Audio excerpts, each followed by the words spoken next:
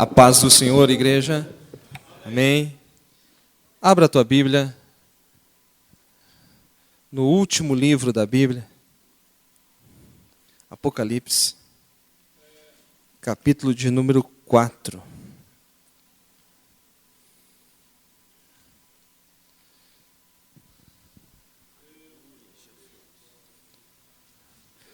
Aleluias. Apocalipse, capítulo de número 4. Vamos estar lendo a partir do versículo de número 8. E os 4 animais tinham, cada um de per si, 6 asas. Ao redor e por dentro estavam cheios de olhos. E não descansam, nem de dia e nem de noite, dizendo: Santo, Santo, Santo é o Senhor Deus, o Todo-Poderoso, que era, que é e que há de vir.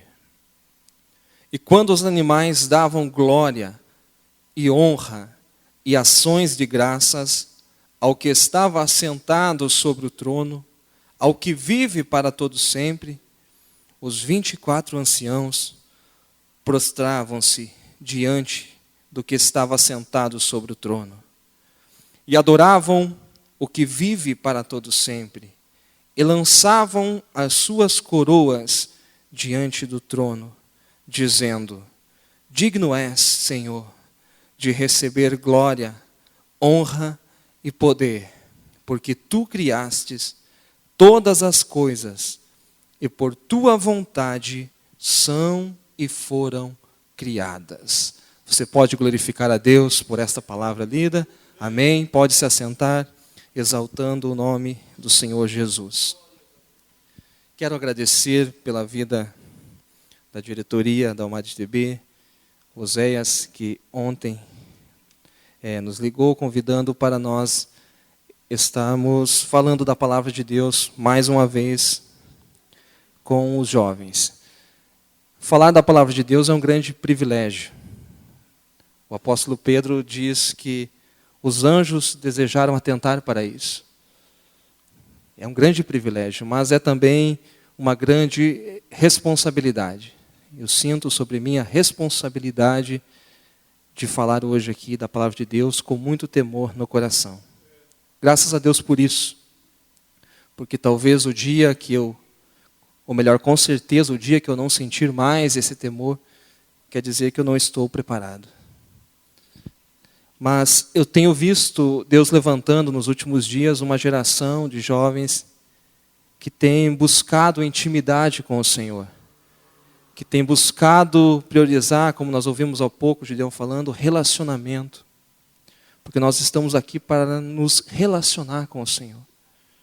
Eu vim aqui para dar. Eu não vim aqui hoje, essa noite, para receber, porque nós nos acostumamos a receber. Eu vou na igreja para me receber uma bênção. Mas eu vim aqui hoje para dar. Dar o meu louvor, dar a minha adoração, dar o meu melhor para Ele, porque Ele é digno de toda a honra e toda a glória. E o que eu mais precisava receber, eu já recebi, que é a salvação da minha alma, que Ele comprou com o seu sangue na cruz. Aleluias. Então nós queremos dar o nosso melhor a Ele. Amém? Os capítulos 4 e 5 de Apocalipse, eles fazem menção da visão que João tem na ilha de Patmos, quando ele vê o trono de Deus. São textos poucos pregados, até porque a sua interpretação talvez haja um pouco de dificuldade, não é fácil, mas nós queremos tirar algumas lições daqui hoje. Os versos que nós lemos aqui, eles falam a respeito do louvor, da adoração que acontece diante do trono de Deus. Mas antes de nós entendermos o que João está vendo aqui no Apocalipse, antes de nós entendermos como que é o louvor no céu, é preciso que nós entendamos como ele deve ser feito na terra, como ele deve ser praticado aqui na terra, porque tem que ter uma relação. E para falar de louvor aqui na terra, de adoração aqui na terra, eu queria falar de Davi. É impossível você falar de louvor e não falar de Davi. Davi, ele compôs muitos salmos. Muitos deles estão na Bíblia Sagrada. A maioria dos salmos, no livro dos salmos, pertencem a Davi.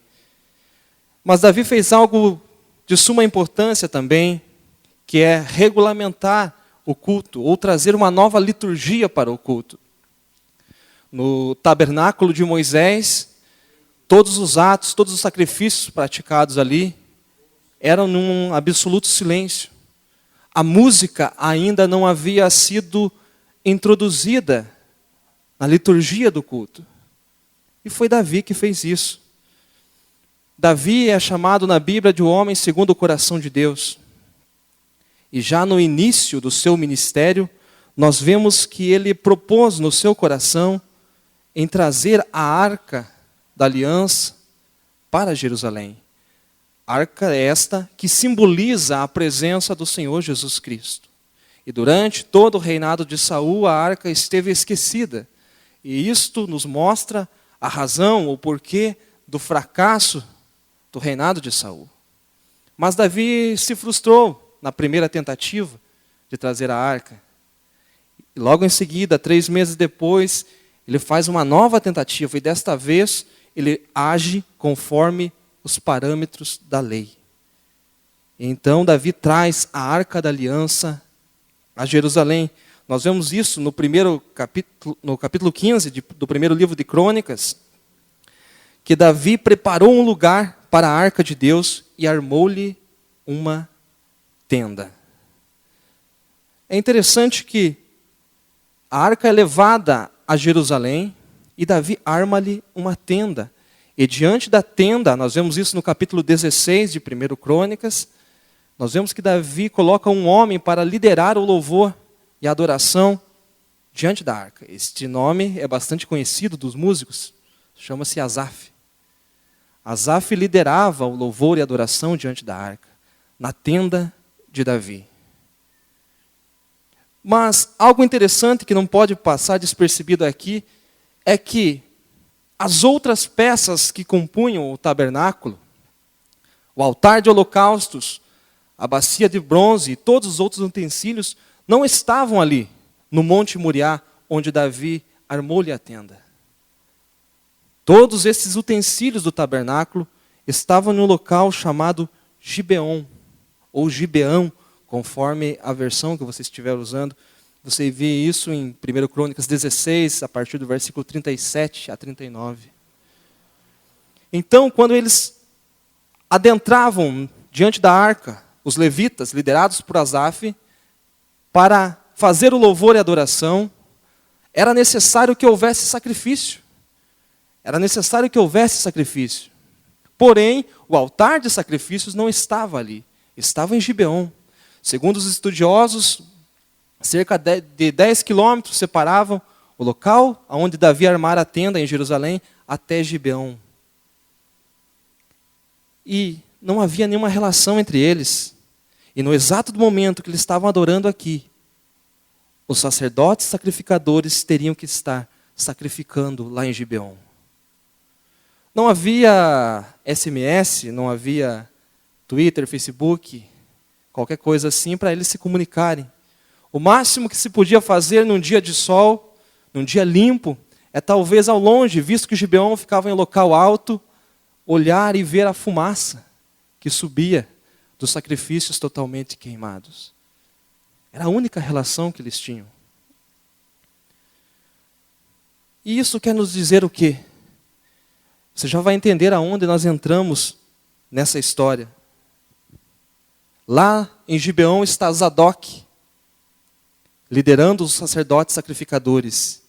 E eles tinham que ter certeza que os levitas estavam adorando no mesmo momento diante da arca. No mesmo instante que eles estavam sacrificando em Gibeon, os levitas liderados por Asaf estavam cantando diante da arca da aliança, fazendo um louvor perfeito. Então, esta relação, ela era uma relação de fé. De fé. Aonde que eu entro nisso, Márcio? Nós somos a igreja. Nós estamos em Gibeão, oferecendo um sacrifício vivo, santo e agradável a Deus. Mas nós temos um problema, nós não temos a arca. A arca é Cristo. E desde Atos, capítulo 1, versículo 9, ele foi assunto aos céus. E ele está aqui no nosso meio pela sua palavra, mas nós não o vemos. E a nossa relação que nós temos com ele, quando nós oferecemos o louvor, a adoração, é única e exclusivamente pela fé. Pela fé. A arca da aliança não está aqui, fisicamente. Não podemos vê-la, não podemos tocá-la. Mas mesmo assim, nós trazemos o nosso sacrifício. O nosso corpo, como fala o apóstolo Paulo, trazemos ele em sacrifício vivo, santo e agradável a Deus. Conforme Hebreus 13:15, nós oferecemos o nosso sacrifício também através do fruto dos nossos lábios. E o Senhor está recebendo quando nós agimos com fé. Nós atraímos o trono de Deus quando nós agimos pela fé. Nós, a igreja, nós nos comportamos e nós agimos pela fé. Não existe outra maneira. Por que muitas vezes eu venho na casa do Senhor e nós prestamos um louvor? E nós cantamos, nós pregamos, mas nós sentimos que a nossa adoração ela não passou aqui do teto. Porque às vezes falta dentro de nós essa convicção, falta-nos fé. Fé é a certeza daquilo que nós não vemos. Daquilo que nós não vemos. Eu dou graças a Deus porque esta noite eu senti a presença do Espírito Santo aqui. E eu senti que o trono de Deus foi atraído. O trono de Deus precisa ser atraído com o nosso louvor, com a nossa adoração. E quando o louvor brota da alma, ele atrai o trono de Deus. Aleluia. Aleluia. Glórias a Deus. O trono de Deus ele é móvel. Nós vemos isso em Ezequiel capítulo 1. Um dos capítulos mais difíceis da Bíblia. Poucos se aventuram a ler, a estudar, mas nós vemos ali, o mesmo trono que Ezequiel vê no capítulo 1, é do mesmo que João está falando aqui, nos capítulos 4 e 5 de Apocalipse. Precisamos atrair o trono para perto de nós, e o trono só vai ser atraído quando o nosso louvor brotar da alma, brotar do coração. Aleluia, você crê nisso? Aleluias, glórias a Deus. Lá em Atos capítulo 16, eu vejo dois homens que conseguiram atrair o trono para perto de si. Paulo e Silas estão presos em Filipos, presos por causa do Evangelho. Estavam pregando o Evangelho, Roma disse não pregue mais a Jesus Cristo. Eles continuaram pregando, foram presos. Estavam encarcerados, estavam acorrentados. Tinham todos os motivos talvez para murmurar. Tinham todos os motivos para reclamar da sua vida, para reclamar da sorte, talvez. Mas o texto sagrado diz que, à meia-noite, Paulo e Silas cantavam hinos e louvores a Deus. Amém? Aleluias. Paulo e Silas cantavam hinos. Preste atenção, talvez você esteja passando por um momento de dificuldade, assim como eu já passei na minha vida. Talvez uma dificuldade financeira, talvez uma dificuldade na saúde. E você chega num certo ponto que você vem na casa de Deus. Eu falo isso porque aconteceu comigo. Você vem na casa de Deus e você já não tem forças para adorar. Porque você sente que o teu louvor parece que não está chegando mais. E você pensa na sua mente em parar. Mas nesta noite eu estou dizendo em nome de Jesus, não pare. Não pare, porque o Senhor em breve vai virar o teu cativeiro. Continue adorando, continue louvando, que as muralhas vão cair. Aleluias. Nós vemos aqui Paulo e Silas